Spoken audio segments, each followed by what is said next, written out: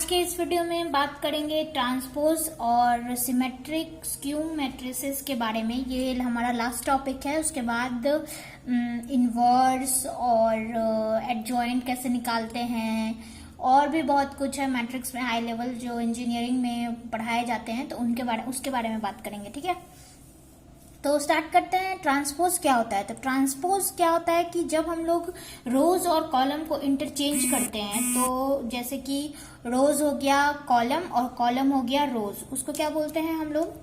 उसको बोलते हैं ट्रांसपोज। ठीक है, तो जैसे यहाँ पे लिखा हुआ है, मैं आपको एग्जांपल लेके बताती हूँ। जैसे कि कोई मैट्रिक्स है, ए मैट्रिक्स है, ठीक है, जैसे कि कोई ए मैट्रिक्स है हमारा, और उस ए मैट्रिक्स का जब हम लोग ए ट्रांसपोज करेंगे तो वो क्या हो जाएगा? उसका ट्रांसपोज हो जाएगा। जैसे कि अगर मैं यहां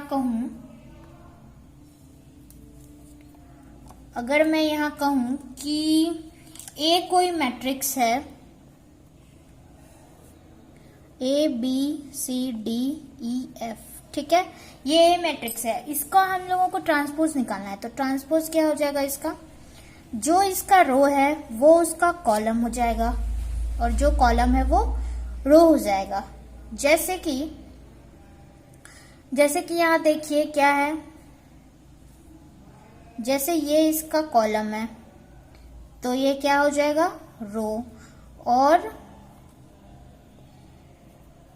ठीक है, इस तरह से हम लोग ट्रांसपोज करते हैं। ठीक है, समझ में आ रहा होगा आप लोग को। देखिए मैंने यहाँ पे वही लिखा है। ठीक है, उसके बाद बात करेंगे कि इसका प्रॉपर्टीज क्या है, मेन प्रॉपर्टीज। और आप ट्रांसपोज में या तो ए की पावर टी लिख के डिनोट कर सकते हैं, या फिर ए डैश। ये डैश ऐसे होगा, ठीक है, नॉर्मली डैश नहीं, थोड़ा तिरछा करके, उसको क्या बोलते हैं? ट्रांसपोज। ठीक है, प्रॉपर्टीज का बात करते हैं तो ए ट्रांसपोज का भी जब ट्रांसपोज करते हैं तो वो ओरिजिनल मैट्रिक्स वापस से आ जाता है। ठीक है, उसके बाद जब हम लोग ए प्लस बी, जैसे दो मैट्रिक्स है, उसको ऐड या सब्ट्रैक्ट करके अगर ट्रांसपोज लाएंगे तो वो हर एक पे ट्रांसपोज लागू होगा। ठीक है, ब्रैकेट ओपन होने के बाद। ठीक, उसके बाद जब जैसे कि कोई कांस्टेंट ए मैट्रिक्स से मल्टीप्लाई हो रहा है, उसका ट्रांसपोज कर रहे हैं, तो ट्रांसपोज किस पे लगेगा? मैट्रिक्स पे, क्योंकि के क्या है? कांस्टेंट है। ठीक, उसके बाद सबसे ज्यादा इंपॉर्टेंट जो प्रॉपर्टीज है वो है रिवर्सल लॉ। रिवर्सल लॉ मतलब अगर कोई ए बी मैट्रिक्स मल्टीप्लीकेशन में है, अगर कोई ए बी मैट्रिक्स के ऊपर ट्रांसपोज लग रहा है, अगर इस मैट्रिक्स में ए बी मैट्रिक्स में ट्रांसपोज लग रहा है, तो इसको ये कैसे लिखाएगा? बी ट्रांसपोज ए ट्रांसपोज, यानी कि ये क्या हो जाएगा? B A transpose. ठीक है, ये रिवर्सल लॉ है। ठीक है, ये बी ट्रांसपोज जब ब्रैकेट ओपन होगा तो ये अपोजिट हो जाएगा, ये इसका प्रॉपर्टी है। इसमें क्या होता है कि अगर कोई मैट्रिक्स है A1 A2 A2 A3 A4 A5 A6 goes to so on की पावर ट्रांसपोज है, तो ये उसका जस्ट अपोजिट हो जाएगा। ठीक है, तो ये रहा इसके कुछ प्रॉपर्टीज ट्रांसपोज के, और इसके प्रॉपर्टीज कैसे हम लोग क्वेश्चन में अप्लाई करेंगे ये हम आगे बढ़ते हैं तब बताएंगे। बात करें इस क्वेश्चन की, तो इस क्वेश्चन में क्या दिया हुआ है? देखिए, ए मैट्रिक्स दिया हुआ है आपको, और इसमें आपको फाइंड क्या करना है? A plus A transpose equal to under root 2i2। I2 से क्या यहाँ पे डिनोट हो रहा है कि जो ये आइडेंटिटी मैट्रिक्स है वो 2:2 के रेशियो में है। I2 मतलब मैंने पहले लेक्चर में बताया था। ठीक है, उसके बाद निकालना क्या है आपको? ए ट्रांसपोज। ठीक है, तो कैसे निकालेंगे? तो यहां देखिए, ए की वैल्यू गिवन है, cos alpha sine alpha minus sine alpha cos alpha. ठीक है, निकालने क्या है आपको? तो आपको ए ट्रांसपोज निकालना है और अल्फा की वैल्यू निकालना है। ए ट्रांसपोज जब आप पता करेंगे तभी ना आपका अल्फा निकलेगा। ठीक है, तो क्या होगा? ए ट्रांसपोज यहां से जो रो है वो कॉलम हो जाएगा, तो cos alpha minus sine alpha, ठीक, साइन अल्फा और कॉस अल्फा। ठीक है, ये है ए ट्रांसपोज। अब क्या करेंगे, A plus A transpose equal to √2i2। तो ए है आपका cos alpha sine alpha minus sine alpha cos alpha, ठीक। और इसमें ऐड कर देंगे ए ट्रांसपोज को, cos alpha minus sine alpha cos alpha is equal to 2, ये है, ठीक। अब इसमें क्या करना है आपको, कुछ नहीं करना। इसमें देखिए हम लोगों को आता है कॉरस्पॉन्डिंग ऐड होता है मैट्रिक्स में कॉरस्पॉन्डिंग एलिमेंट। तो ये तो 0 हो गया, sign alpha minus sine alpha क्या हो गया, 0। 0 कैसे हुआ अभी बताती हूँ। यहाँ पे 2i अल्फा की जो वैल्यू है वो क्या पुट हो जाएगी, 2 यहाँ पे जो 2i2 की वैल्यू है तो i2 की जगह यहाँ क्या हो जाएगा, √2 1001, ठीक है, ये हो जाएगा। तो यहाँ पे सिंपली क्या होगा, यहाँ पे सिंपली क्या हो जाएगा, ए गिवन था, ये हो जाएगा सिंपली इसका वैल्यू, क्यों ये क्या था, i2 था, तो यहाँ पे पुट कर दिया हमने, ठीक। उसके बाद जब a निकालेंगे तो सॉरी a क्यों निकालना है, अल्फा निकालना है, sine alpha minus sine alpha क्या हो जाएगा यहाँ से 0। तो sine alpha minus sine alpha ये तो 0 हो गया ये वाला term. Cos alpha 2 cos alpha equal to क्या हो जाएगा यहाँ से √2, ठीक है। अब cos alpha is equal to √2/2 1/√2, तो अल्फा इक्वल टू 45 डिग्री। कैसे, तो यहाँ पे alpha is equal to cos inverse 1/√2 होता है, ठीक है। तो अल्फा की वैल्यू क्या आ गई, 45 डिग्री, ओके। अब आगे बढ़ते हैं, symmetric and skew symmetric matrix क्या होता है। तो सिमेट्रिक और स्क्यू सिमेट्रिक मैट्रिक्स कुछ नहीं होता, ए ट्रांसपोज, जब ए ट्रांसपोज इक्वल टू ए लिखा जाए तो उसको हम लोग बोलते हैं सिमेट्रिक मैट्रिक्स, ठीक है। जिसमें कि ए आई जे इज इक्वल टू क्या हो जाएगा, ए आई जे इज इक्वल टू ए जी आई, नहीं गलती से मैंने बोल दिया ए जे आई, ठीक है। उसके बाद ये होता है, ठीक। तो ये कैसे हुआ, तो ए का जब हम लोग ट्रांसपोज करेंगे तो उसका जो रो और कॉलम होगा वो चेंज होगा, तो उसको ऐसे लिख सकते हैं ए जे आई, ठीक है। उसके बाद अब स्क्यू सिमेट्रिक की बात करें तो स्क्यू सिमेट्रिक में क्या होता है कि ए ट्रांसपोज जो होगा उसका जो ओरिजिनल मैट्रिक्स होगा वो क्या आएगा, निगेटिव। जैसे कि ए कोई स्क्यू सिमेट्रिक मैट्रिक्स है, ठीक है, उसका जब हम लोग ट्रांसपोज करेंगे तो उसकी वैल्यू क्या आनी चाहिए, -a आनी चाहिए। तो उसको हम लोग कैसे लिख सकते हैं, रो कॉलम के टर्म में ए आई जे इज इक्वल टू -aj, ठीक है। इसकी प्रॉपर्टीज क्या होगी ये चलिए समझते हैं। डायगोनल एलिमेंट जो स्क्यू सिमेट्रिक मैट्रिक्स का होगा वो 0 होगा। तो कैसे होगा, मतलब कि अगर A transpose equal to -a है, ठीक, तो उसका जो रो और कॉलम होगा वो तो चेंज होगा ही, लेकिन निगेटिव साइन के साथ। अगर मैं यहाँ पे i इज इक्वल टू जे मानू तो यहाँ से क्या होगा, i इज इक्वल टू जे है तो मैं j को भी i लिख सकती हूँ, ठीक है। उसके बाद जब ये टर्म इस साइड आएगा तो क्या हो जाएगा, aii प्लस aii 2aii। तो aii को हम लोग 0 लिख सकते हैं फॉर ऑल i इसलिए लिखा है क्योंकि i इक्वल टू जे है यहाँ से, ठीक। और फॉर ऑल aii ये फॉर ऑल है ना कि उल्टा a, ठीक है। ओके, अब बात करते हैं कि सम जो होता है सिमेट्रिक और स्क्यू सिमेट्रिक मैट्रिक्स का, इसका एक छोटा सा थ्योरम भी है बट वो ज्यादा यूज में नहीं लिया जाता है, ठीक है। उसकी एप्लीकेशन ली जाती है, ठीक है।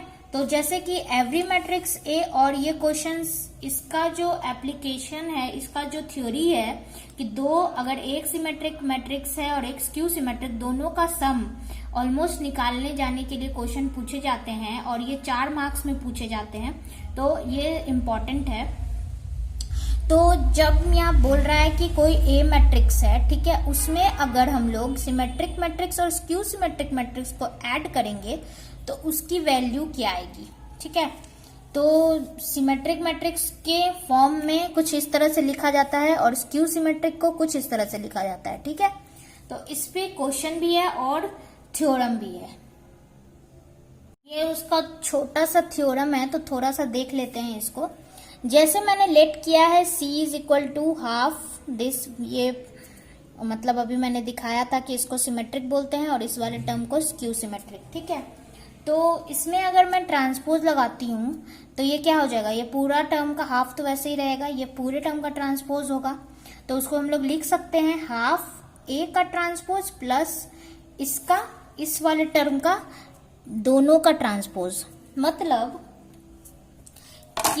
मतलब ये होगा कि अगर half A plus A transpose का ट्रांसपोज है तो इसको लिख सकते हैं इसका ट्रांसपोज प्लस इसका डबल ट्रांसपोज। तो ये क्या हो जाएगा, हाफ ए ट्रांसपोज प्लस ए, क्योंकि प्रॉपर्टी में मैंने बताया था कि किसी भी एक मैट्रिक्स का जब 2 बार ट्रांसपोज करेंगे तो वो सिंगल मैट्रिक्स आएगा उसका, ठीक है। इस तरह से इसका भी हम लोग निकाल लेंगे ट्रांसपोज करके, ओके। एनसीईआरटी का क्वेश्चन है, 2015 में पूछा गया था। इसमें वही क्वेश्चन है, गिवन है ए आपको और निकालना क्या है, दोनों का सम, ठीक है। तो दोनों का सम कैसे निकालेंगे, तो पहले ए गिवन है और इसका आप ए ट्रांसपोज निकाल लोगे। ए ट्रांसपोज कैसे निकालेंगे, इसका ए ट्रांसपोज निकाल लेंगे। उसके बाद जब आप इसको ऐड करोगे तो कुछ इस तरह के मैट्रिक्स आएंगे, जिसको मैंने पी लेट कर लिया, आप कुछ भी लेट कर सकते हो।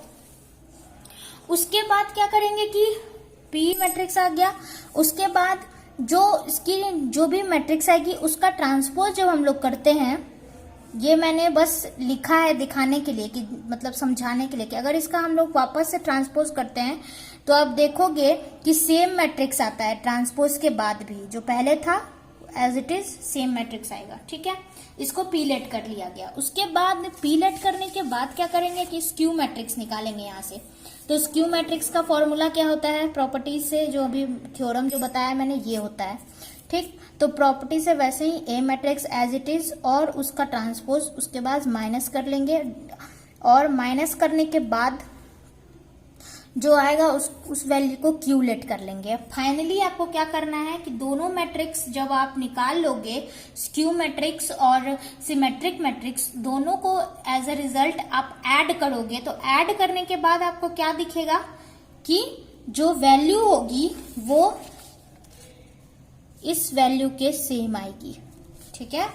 तो इस तरह से आप सॉल्व कर सकते हो क्वेश्चंस इसके। जैसे कि ये एक एग्जांपल है कि कोई ए और बी 2 मैट्रिक्स है, वो भी सिमेट्रिक। तो आपको सेम ऑर्डर में ये प्रूफ करना है कि ए बी माइनस बी ए जो है वो स्क्यू सिमेट्रिक होगा। तो कैसे होगा, तो सिमेट्रिक के लिए जब भी प्रूफ करना हो ऐसे टाइप के क्वेश्चन, तो सबसे पहले क्या करेंगे कि इसका ट्रांसपोज लेंगे, ठीक। तो ट्रांसपोज कैसे लेंगे, तो मान लेते हैं कोई भी ट्रांसपोज है, ठीक है। ट्रांसपोज माने तो इस वैल्यू को क्या करेंगे, ट्रांसपोज करेंगे। इसका ए बी माइनस बी ए का ट्रांसपोज जब करेंगे तो क्या हो जाएगा, ए बी का ट्रांसपोज माइनस बी ए का ट्रांसपोज, ठीक है। इसको क्या लिख सकते हैं हम लोग, B transpose A transpose minus A transpose B transpose, ठीक है। तो इसको क्या लिख सकते हैं, A B minus B A, और इसको लेट कर लेते हैं क्या, सी, ठीक है। तो जब मैंने सी ट्रांसपोज लेट किया था तो ये थी वैल्यू, उससे क्या निकल के आ गई, सी, ठीक है।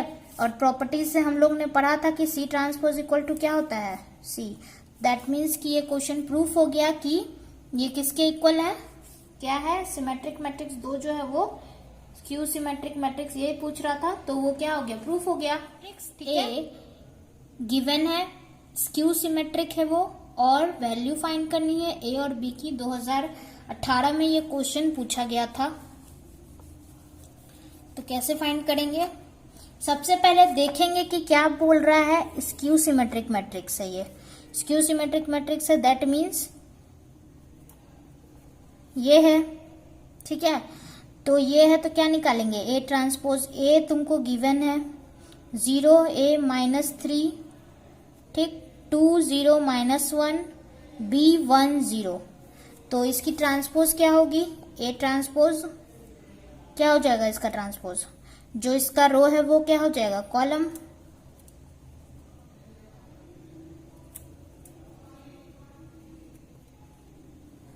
ठीक, और ए ये जो है वो किसके इक्वल है, माइनस ए के।